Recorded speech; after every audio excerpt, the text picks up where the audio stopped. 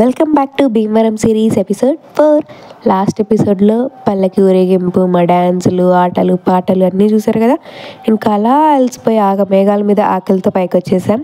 ఇంతకి ఇక్కడ భోజనాలు ఏంటో మీరే చూడండి. పూర్ణం బూరే, రవ కేసరి, ఆవకాయ అన్నం, మిరపకాయ బజ్జీ అండ్ కొబ్బరి అన్నం. ఇది నా ఫేవరెట్.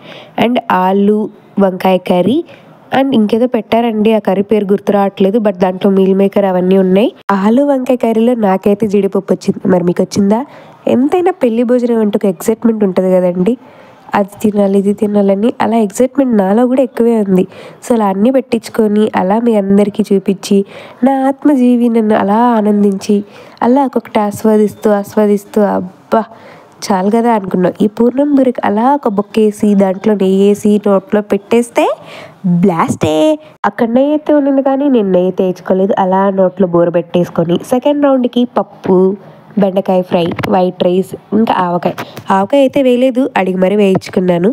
ఇంకా ఇన్నున్నాక ఒడియాలు లేకపోతే ఎలా? ఒడియాలే మెయిన్ కదా. సో ఇంకా ఒడియాలు కూడా పెట్టించుకొని అలా ఆస్వాదిస్తూ తినేసి కడుపునైతే నింపుకున్నా. ఇంకా ఇంత తిన్నాక ఒక బ్యూటీ స్లీప్ వేయకపోతే ఎలా? అలా రూమ్కి వెళ్ళి రిలాక్స్గా ఒక స్లీప్ వేసేసాను. ఇంతకు మీకు పెళ్ళికి వెళ్ళడం అంటే ఇష్టమా, లేకపోతే భోజనాల కోసం పెళ్ళికి వెళ్ళడం అంటే ఇష్టమా? నాకైతే పెళ్ళి ఎంజాయ్ చేయడానికి వెళ్ళడం ఇష్టం. సో ఇది పెళ్ళిలో పెట్టిన లంచ్ ఐటమ్స్. మీరైతే లైక్ చేసుకోండి.